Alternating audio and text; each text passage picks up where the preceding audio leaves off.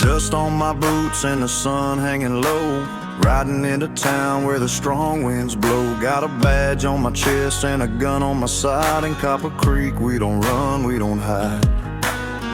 Built this place with our blood and our hands, black folks standing strong on our own land. They come with hate, they come with greed, but Copper Creek don't break, don't bleed. Copper Creek, where we draw the line, stand together when it's fighting time.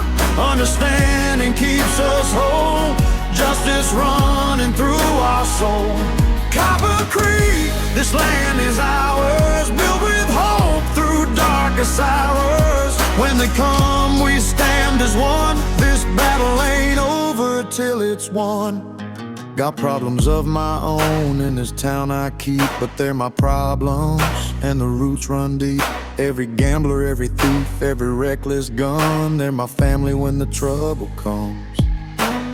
Railroad tried to tear us down, thought they'd steal our sacred ground, but we fought with law in mind, left their broken dreams behind.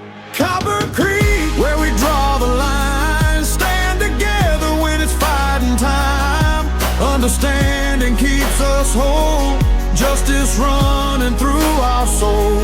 Copper Creek, this land is ours, built with hope through darkest hours. When they come, we stand as one. This battle ain't over till it's won. They say a town needs its share of bad, better the devil that you know you've had. We protect our own, we know our way. In Copper Creek we're here to stay. Catch you later, that's what the sheriff says when he locks you up for your reckless ways. But cross that line, hurt our people here, the whole town rises, make your end clear. Copper Creek, where we stand tall, black and free and proud, that's all. Built this dream with our own hands, this is more than dirt and land. Copper Creek, remember the name, where justice burns like an eternal flame. When they come, we stand as one, our story's written, never done. Dust settles on another day, but Copper Creek ain't going away. We'll be here when the sun comes up, standing strong, we don't give up.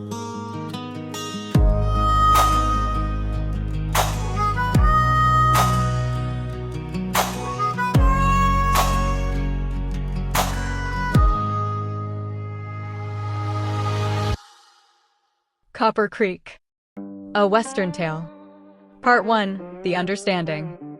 Chapter 1, Lines in the Dirt. The sun beat down on Copper Creek like God had personal business with the town. Sheriff Tobias Crane stood on the porch of his office, rolling a cigarette with the kind of patience that came from watching men die slow and learning that rushing don't change nothing.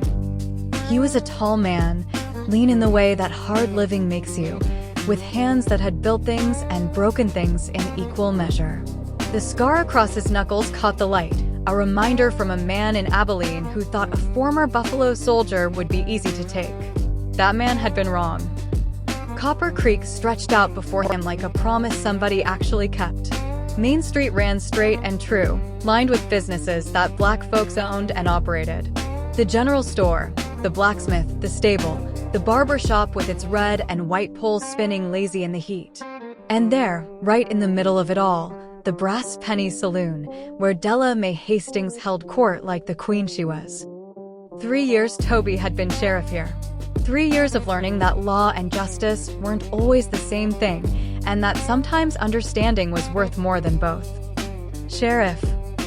Toby turned to see his deputy, Ezra Polk, coming up the street with that quick step young men have when they think the world's waiting on them. Ezra was good people, smart, loyal, quick with his hands and quicker with his mouth. But he still believed the law was something pure and simple, written clear in black and white. Toby had been like that once, before the army taught him different. What you got, Ezra? Sol Baptiste's running a game at the Brass Penny. High stakes. Got some cattle buyers from 2 towns over and they're losing money they probably can't afford. Toby lit his cigarette, took a slow drag. Sol cheating. Well, Ezra paused. I don't know for certain. Then what you want me to do about it? Ezra's jaw worked. Sheriff, he's a known card sharp. We got laws about gambling.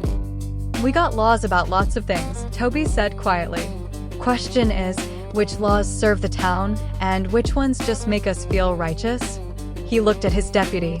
Sol cheat any locals? No, but... Sol cheat anybody who couldn't afford to lose? Ezra shifted his weight.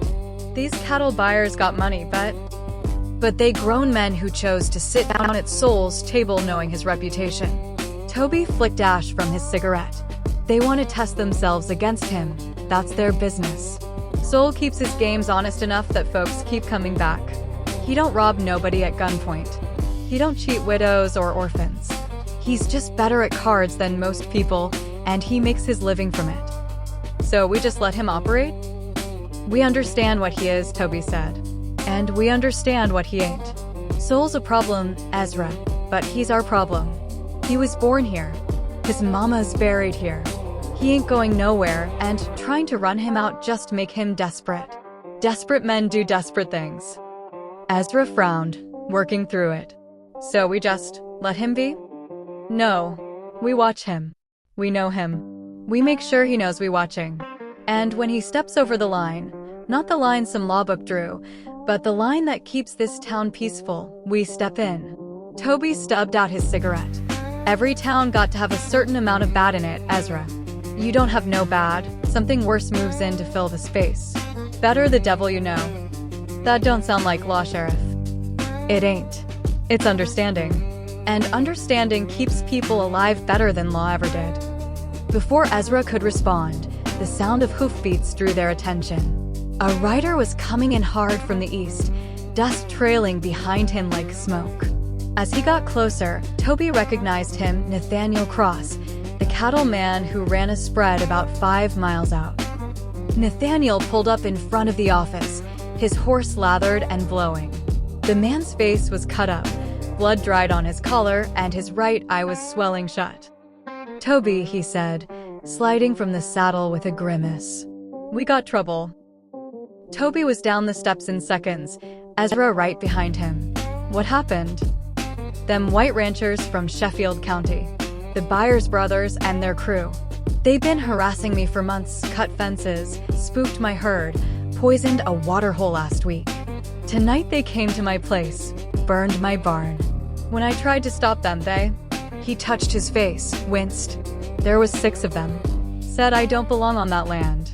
Said they gonna burn me out complete if I don't sell to them for half what it's worth. Ezra's hand went to his pistol. We ride out there right now. Hold on. Toby's voice was quiet, but firm. He turned to Nathaniel. You file a complaint with the county sheriff? Nathaniel laughed, bitter. County sheriff is the buyer's cousin. He told me maybe I should consider their offer, for my own safety. Toby nodded slowly. He'd expected as much. Sheffield County was old Confederate territory, and the law there wore a white hood when the sun went down. All right, he said. Ezra, take Nathaniel to Doc Wilson. Get him cleaned up.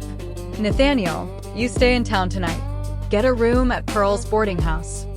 What are you gonna do? Nathaniel asked. Toby looked out at the horizon, where the sun was starting to dip low. I'm gonna make some calls. See about evening the odds. Sheriff, Ezra said carefully, this happened outside town limits. Outside our jurisdiction. I know. So officially. Officially, I can't do nothing. Toby met his deputy's eyes. Officially. Understanding dawned on Ezra's face, followed by concern. Sheriff. Take Nathaniel to the dock, Toby repeated. Then come back here. We got planning to do. As Ezra led Nathaniel away, Toby stood in the street, watching the sun paint Copper Creek in shades of amber and gold. Beautiful town. Peaceful town. A place where black folks could live with dignity, build something, be something. And he'd be damned if he let anybody take that away. He turned and walked toward the brass penny. Time to have a conversation with some problems. Time to remind them that understanding went both ways. Chapter 2. The Problems. Inside the brass penny, the air was thick with cigar smoke and the sound of Cora's piano. She was playing something slow and mournful, her dark fingers dancing across the keys like they were telling secrets. The afternoon crowd was light, a few ranch hands from local spreads, some townspeople taking their ease, and at the back table, Sol Baptiste running his eternal card game. Sol looked up as Toby entered, and something in the sheriff's face made him set the deck down careful-like. "Gentlemen," Sol said to the 3 cattle buyers at his table, his voice smooth as aged whiskey, "let's take a brief intermission. Delama'll get you drinks on the house while I attend to some business." The buyers grumbled but moved to the bar, where Delamay was already pouring. She caught Toby's eye and gave a small nod. She'd keep them occupied and out of earshot. Sol stood and walked to where Toby waited by the door, pulling a chair around so they could talk quiet. Up close, you could see Sol was younger than his manner suggested, maybe 35, with gray already touching his temples and lines around his eyes that spoke of late nights and hard thinking. He wore a vest over a white shirt, and his boots were polished to a mirror shine. A man who took pride in his appearance, even in his vices. "Sheriff, something tells me this ain't a social call. Need to talk to you, Sol. And Percy Webb, if you know where he is. And maybe Jedediah Hooks, if he's come down from his still." Sol's eyebrows rose. "That's an interesting guest list. What kind of conversation we having?" "The kind where I say, catch you later, at the end of it." Sol was quiet for a moment, his sharp eyes reading Toby's face like it was a hand of cards. Then he nodded slow. "Percy's at the stable, probably trying to sweet-talk old Moses into letting him use a horse he ain't paid for. Jed's probably up in the hills, but his nephew Caleb's in town. I can send him with a message. This about Nathaniel Cross. News travels fast. Always does in a small town. And Nathaniel's cousin Isaiah works for me, dealing faro on weekends." Isaiah saw Nathaniel ride in Bloodied Up, put 2 and 2 together. Sol pulled out his pocket watch, checked the time. "Give me 2 hours. We'll meet at your office after dark." "Appreciate it." Sol started to turn away, then stopped. "Sheriff, you know if we do this, there ain't no going back. The buyers find out Copper Creek folks helped Nathaniel, they gonna come for us too." "I know. Just making sure we clear on the stakes." "We're clear, Sol. Real clear." Sol smiled, but it wasn't warm. It was the smile of a man who'd seen the elephant and lived to tell about it. "Good. Because I don't like bullies. Never have. And I especially don't like white men who think they can terrorize black folks just for existing." He paused. "My daddy was a freedman. Built a little farm up near Memphis after the war. White folks burned it down in '71, said he was getting too prosperous. He died in that fire." Toby hadn't known that. Sol didn't talk much about his past. "I'm sorry, Sol. Ancient history now. But it's why I'll be at your office tonight, and it's why I'll ride wherever you need me to ride." Sol's eyes went hard. Some debts get paid in generations. As Sol walked away to gather the others, Della May approached Toby, setting a whiskey in front of him though he hadn't asked for it. She was a handsome woman in her 40s, with intelligent eyes and hands that could pour a drink, break up a fight, or comfort a crying girl with equal skill. She'd run the Brass Penny for 15 years, building it from a tent saloon into the finest establishment in 3 counties. "You doing what I think you doing?" she asked quietly. "Depends on what you think I'm doing. Starting something that might blow back on this whole town." Toby picked up the whiskey, looked at the amber liquid catching the light, set it back down without drinking. He needed a clear head. "Della, you know what happens if the buyers run Nathaniel out? They see it works. They start thinking about Copper Creek. Start thinking about all this prosperity black folks got out here. Start getting ideas." "I know. So we draw a line now. In the dirt. In blood if we have to. We show them that Copper Creek don't bend, don't break, and don't back down." Della May was quiet for a long moment, her fingers drumming on the bar in a rhythm that matched Cora's piano. Then she poured herself a drink and raised her glass. To lines in the dirt, then, and to the fools who try to cross them. Toby clinked his glass against hers. To understanding. To understanding, she echoed, and they both drank. From the piano, Cora had switched to something livelier, and Minnie had joined her voice rising sweet and clear above the notes.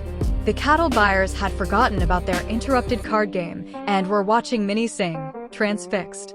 One of them, a young fellow with red hair and freckles, had the look of a man falling in love. Toby watched for a moment, letting the music wash over him. This was what they were fighting for. Not just land or money or pride, but moments like this. Black folks making beauty, making joy, making a life that was theirs and nobody else's. He finished his drink and headed back into the afternoon sun. The stable was at the east end of town, a sturdy building that smelled of hay and horse and honest work. Moses Freeman, who ran it, was shoeing a mare when Toby walked in.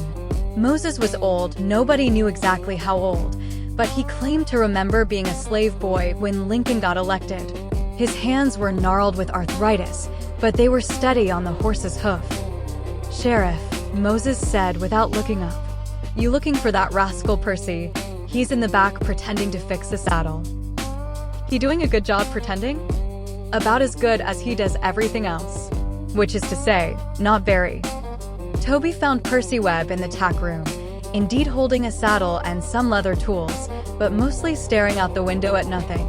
Percy was young, 22, maybe 23, with quick eyes and quicker hands. He was handsome in the way that got him in trouble with women and cards in equal measure, and he had the kind of charm that made you want to like him even when you knew you shouldn't. "Percy." The young man jumped, nearly dropping the saddle. "Sheriff, Moses asked me to." "Relax. I ain't here to arrest you." Percy visibly relaxed, then tried to look casual, which made him look guilty. "Well, that's good, because I ain't done nothing arrest-worthy recently." "Define recently." "Last couple days, at least." Toby almost smiled. "Souls putting together a group. Meeting at my office after dark. You're invited." Percy's eyes sharpened. He might be young and foolish, but he wasn't stupid. "This about Nathaniel Cross?" "It is." "Heard his barn got burned." "Heard the Byers brothers did it." "You heard right." Percy set down the saddle, all pretense of work abandoned. "What we doing about it?" "That's what we're gonna discuss tonight." "But Percy, I need to be clear, this ain't official. This is outside the law. Way outside. You get involved in this, there could be consequences." "Sheriff, you know how many consequences I got hanging over my head already?" Percy grinned, but there was steel underneath it. "Besides, Nathaniel gave my sister work when nobody else would. After our mama died and I was too busy being worthless to take care of her proper, Nathaniel hired Violet as a cook for his hands. Paid her fair, treated her respectful. Far as I'm concerned, I owe that man." "All right then. Sundown. Don't be late." "Wouldn't dream of it, Sheriff." Percy paused. "We gonna hurt some people tonight?" "Maybe. Depends on how smart they are." "Good." Percy's grin faded, and for a moment Toby could see the man he might become if he lived long enough to grow up. Because anybody who thinks they can burn out a black man just for existing needs to learn a hard lesson. Toby left Percy in the stable and headed back toward the main street. The sun was lower now, painting long shadows across the dusty road. He needed to find Ezra, make sure Nathaniel was settled, and start planning the night's work. But first, he wanted to check in at the boarding house, see how Nathaniel was holding up. The man had lost his barn and nearly lost his life. He deserved to know that Copper Creek wasn't going to leave him swinging in the wind. Pearl's boarding house was a two-story building on the north side of town, painted white with green shutters. Pearl Jenkins ran it with the efficiency of a general and the warmth of a favorite aunt. She was standing on the porch when Toby arrived, arms crossed, face stern. "He's in room 3, she said before Toby could ask. "Doc Wilson patched him up, 12 stitches in his scalp. That eye's gonna be black for a week, and his ribs are bruised but not broke. I gave him some of my beef stew and my good whiskey, and I told him he's staying here as long as he needs, no charge. That's kind of you, Pearl. Ain't about kindness. It's about what's right. Her eyes flashed. Those buyers' boys think they can terrorize our people? They got another thing coming. You tell me what you need, Sheriff, and I'll provide it. Food, supplies, alibis, whatever. I appreciate that. Right now, just make sure Nathaniel rests. We'll handle the rest. See that you do. Pearl's expression softened slightly. Toby, you be careful. I know what you're planning, and I know why. Just be careful. This town needs you. I'll be careful as the situation allows. That's what I'm afraid of. Toby climbed the stairs to room 3 and knocked softly. Nathaniel's voice, rough and tired, told him to enter. The cattleman was sitting on the bed, his face cleaned up but looking worse now that the blood was gone. The stitches across his scalp stood out angry and red, and his right eye was swollen nearly shut. But his left eye was clear and hard as flint. Sheriff. Nathaniel. How you feeling? Like I got beat by 6 men, which I did. He tried to smile, winced. But I'm alive, and that's more than they probably intended. Toby pulled up a chair. Tell me exactly what happened. Every detail you can remember. Nathaniel took a breath, let it out slow. It started about 3 months back. The Byers brothers, Clement and Eugene, they came to my place with an offer. Said they wanted to buy my land, made a price that was maybe half what it's worth. I said no thank you, and they left. Seemed civil enough. But then things started happening. First, some of my fence got cut. Lost about 20 head that wandered off before we noticed. Then somebody spooked my herd in the middle of the night. Took us 2 days to round them all up again. Then one of my water holes got poisoned. Lost 5 steers to that. I rode over to the buyer's place, tried to talk to them man to man. They played dumb, said they didn't know nothing about it. But Eugene, he smiled when he said it. Like he wanted me to know it was them, but I couldn't prove it. Tonight, I was in the bunkhouse with my hands when we saw the fire. They'd set the barn, my big barn, the one I built with my own hands 5 years ago. We ran out to fight it, and that's when they came out of the shadows. 6 of them, all wearing masks, but I knew their voices. The Byers brothers and 4 of their ranch hands. They beat me while my barn burned. Kept saying I should take their offer while I still could. Said next time it wouldn't be just a barn. Nathaniel's jaw tightened. Said next time they'd burn my house with my family in it. Toby felt cold fury settling in his gut, but he kept his voice calm. Your family all right?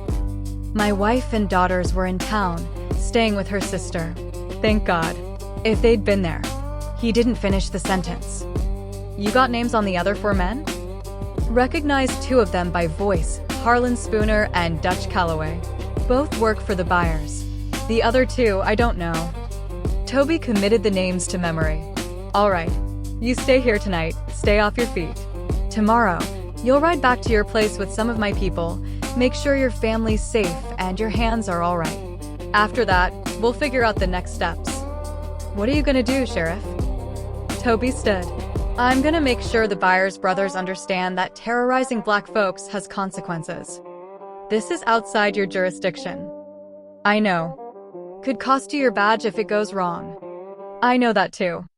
Nathaniel studied him for a long moment. Why? Why risk it for me?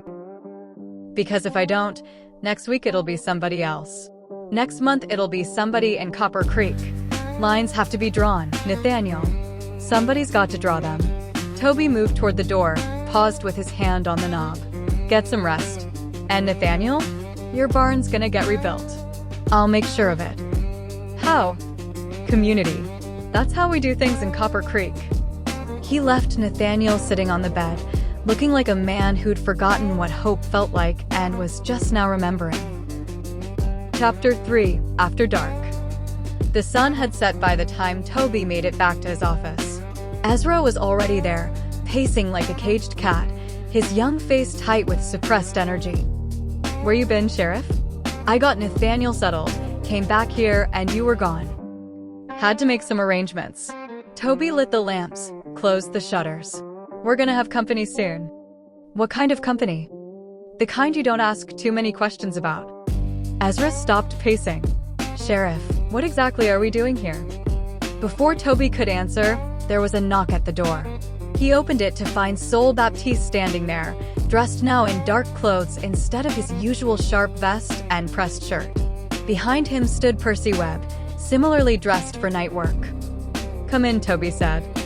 They filed in, and Sol looked around the office with the casual assessment of a man used to measuring situations.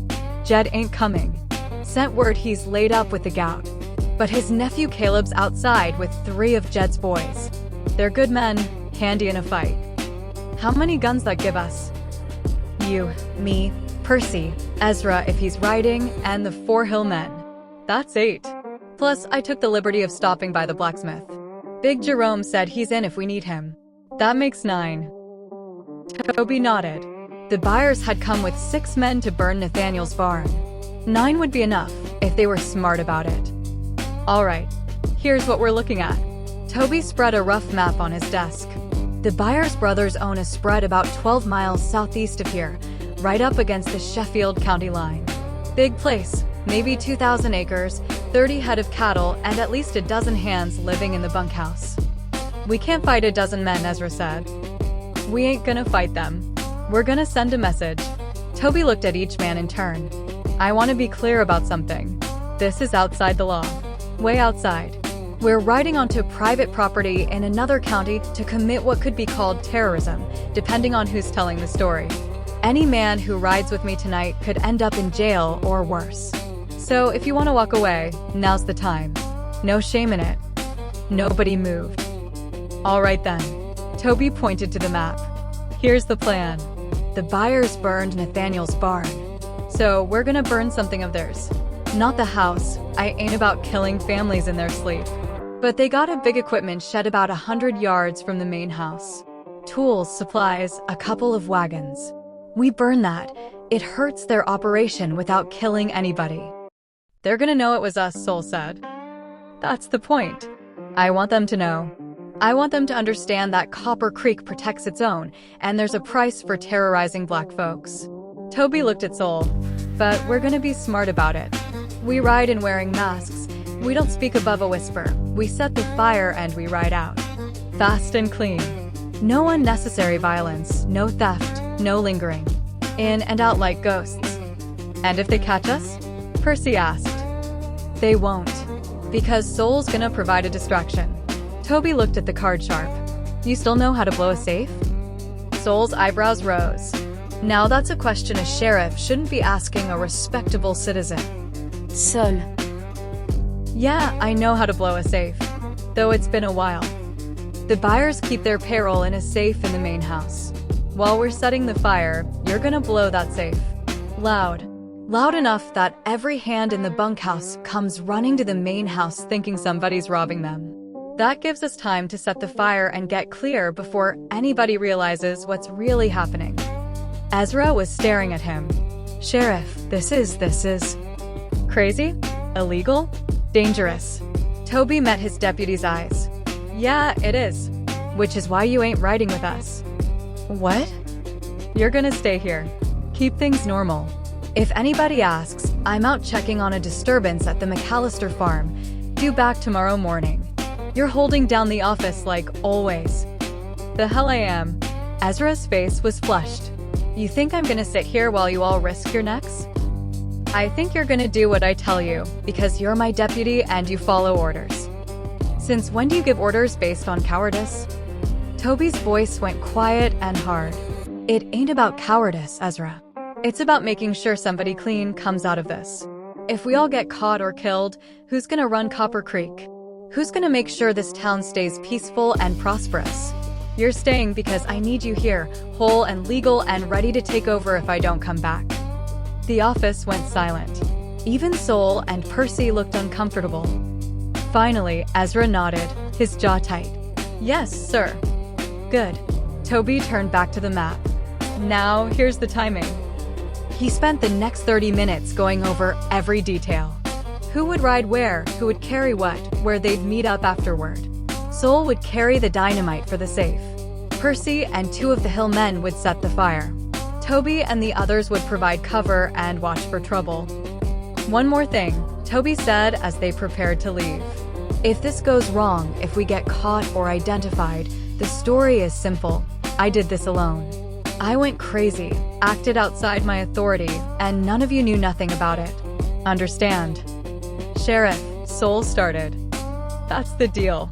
Take it or we don't ride. Soul looked at Percy, at the others, then back at Toby. You're a stubborn man, Sheriff Crane. I'm a practical man. Now let's go draw some lines. They filed out into the night, moving quiet through the dark streets of Copper Creek. The town was mostly asleep, just a few lights burning in windows, the sound of Cora's piano drifting from the brass penny where the late-night crowd was settling in. At the stable, they found Caleb Hooks and his 3 cousins waiting with horses saddled and ready. Caleb was built like a barrel, with arms that could break a man in half and a gentle face that made children trust him instantly. His cousins Samuel, Abel, and young Thomas were cut from the same cloth. Hill people, used to living rough and keeping their business to themselves. Sheriff, Caleb said, his voice a low rumble. Uncle Jed sends his regards and his best wishes for tonight's work. Also sent this. He handed over a clay jug. His special recipe. Said it might come in handy for starting fires. Toby pulled the cork, took a whiff, and nearly coughed. Jedediah Hooks made the strongest moonshine in 3 states, and this batch smelled like it could strip paint. That'll work. Thanks, Caleb. Big Jerome, the blacksmith, emerged from the shadows leading his massive draft horse. Jerome was 6.5 feet of solid muscle, with hands like hams and a disposition as gentle as a lamb, until somebody made him angry. Then he was considerably less gentle. Jerome, Toby acknowledged. Sheriff, heard you might need some help tonight. Might at that. You know what we're doing. Figure we're teaching some white folks about consequences. I'm good with that. They mounted up, 9 men on 9 horses, and rode out of Copper Creek heading southeast. The moon was a sliver, giving just enough light to see by but not enough to be easily seen. Good weather for night work. They rode in silence for the better part of an hour, keeping to back trails and avoiding the main road. Toby had scouted this route 2 years ago when he first heard about the Byers brothers and their reputation for harassing black homesteaders. He'd hoped he'd never need to use it. Hope and reality were often distant cousins. As they approached the Byers spread, Toby raised his hand and they stopped. He could see the ranch buildings in the distance, main house with lights still burning in a few windows, bunkhouse dark and quiet, and the big equipment shed standing separate from the other structures. All right, he said quietly. Masks on. From here on, no talking above a whisper. Hand signals only. Soul, you're with me to the main house. Percy, Caleb, Samuel, you 3 set the fire. Jerome, Abel, Thomas, you're on watch. Anything goes wrong, you give the signal and we scatter. Questions? There were none. They pulled bandanas over their faces and rode in slow and careful. Toby's heart was pounding, but his hands were steady. He'd done this kind of work before, back in the army when they were raiding Comanche camps or Confederate supply lines. The fear never went away, but you learned to work through it. They split up at the edge of the property. Soul and Toby dismounted and moved toward the main house on foot, keeping to shadows. Behind them, Percy and the others were making their way to the equipment shed. The main house was a sprawling 2-story structure with a wide porch and expensive glass windows. The Byers had money, no question. Money built on land they'd probably taken from Mexicans or Indians or freedmen, but money all the same. Soul knelt by a window, peering inside. He pointed to the left and held up 2 fingers, 2 people visible. Then he motioned toward the back of the house. They circled around, moving quiet as cats, until they found what they were looking for, a cellar door. Soul pulled a small pry bar from his belt and worked the lock. It gave with a soft click. They descended into darkness, and Soul struck a match. The cellar was storage, canned goods, tools, and in the far corner, a heavy iron safe. That's it, Soul whispered. Give me 5 minutes to set the charge, then we move. Toby watched the stairs while Soul worked, pulling sticks of dynamite from his coat and arranging them around the safe with practiced precision. This wasn't something the card sharp had learned in Copper Creek. Toby wondered what Sol had done before he came to town, but now wasn't the time to ask. Ready, Sol breathed. He held up a long fuse. Soon as I light this, we got about 3 minutes. We need to be gone in 2. Do it. Sol struck another match and touched it to the fuse. It caught with a hiss and a spark, burning slow but steady. They scrambled back up the stairs, careful to leave everything exactly as they'd found it. Outside, Toby gave a low whistle, the signal. From the equipment shed came an answering whistle. The fire was set. They mounted up and started riding, not fast enough to draw attention, but not slow either. They were maybe 50 yards from the property line when the dynamite blew. The explosion lit up the night like daybreak, a massive boom that rattled windows and sent birds screaming from the trees. Toby heard shouting from the bunkhouse, saw lamps lighting up in windows. And then, from behind them, a different kind of light. Orange and hungry and growing fast. The equipment shed was burning. They rode harder now, putting distance between themselves and the chaos. Behind them, more shouting, men running from the bunkhouse toward the main house where smoke was pouring from the cellar. Nobody was looking at the equipment shed yet, but they would soon. By the time the Byers brothers realized they'd been hit twice, the riders from Copper Creek were miles gone, moving fast through the night like avenging spirits. They didn't stop until they reached Copper Creek's boundary, a creek bed that ran along the edge of town. There they paused, breathing hard, horses lathered but sound. Toby pulled down his mask. Everybody accounted for? A chorus of affirmations came back. Nobody hurt, nobody caught, no signs of pursuit. Good. Jerome, Caleb, you all head home. Get some sleep. Tomorrow's a regular day. You are never gone. Yes, sir, Sheriff. Big Jerome's teeth flashed white in the darkness. That was satisfying work. It was necessary work. There's a difference. Maybe, but it was still satisfying. The Hillmen and Jerome rode off toward their homes. That left Toby, Sol, and Percy sitting their horses in the creek bed, the moon setting behind them and the sky starting to lighten in the east. Well, Sol said eventually, that's done. Yeah, Toby rolled a cigarette with steady hands. Now we see what comes next. They're gonna be angry, Percy said. He sounded excited and scared in equal measure. Let them be angry. Sol struck a match, lit his own cigarette. Anger ain't the same as action. They gotta think now. They gotta wonder if hitting Nathaniel again means we hit them again, but harder. That's the calculation. That's the hope, Toby corrected. But hope and reality are distant cousins. Yeah, I heard you say that before. Sol grinned. You're a cynical man, Sheriff Crane. I'm a realistic man. There's a difference. They sat in silence for a moment, watching the sky lighten. Then Toby looked at Sol, looked at Percy. Catch you later, he said. Sol's grin widened. You know where to find me, Sheriff. Percy just laughed, shaking his head. Man, we really did that. We really burned down their shed and blew their safe. We sent a message, Toby said. Whether they receive it right is up to them. They rode back into Copper Creek as the sun was rising, 3 men who looked like they'd been out all night doing nothing in particular. Sol went to the Brass Penny to catch a few hours sleep in his room upstairs. Percy went to the stable to return his horse and probably steal a nap in the hayloft. And Toby went to his office, where Ezra was waiting with coffee already brewed and a face full of questions he was too disciplined to ask. Morning, Deputy. Morning, Sheriff. Everything quiet. Real quiet. How was your night? Long, boring. Nothing happened. Good. That's how it should be. Ezra poured 2 cups of coffee, handed one to Toby. Sheriff, I know you think you're protecting me by keeping me out of things, but I know you're frustrated, Ezra.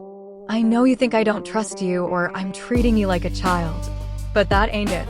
Toby sipped his coffee, let the heat and bitterness wake him up. You're a good lawman. Better than me in a lot of ways. You believe in the law, believe in justice, believe things can be right and fair.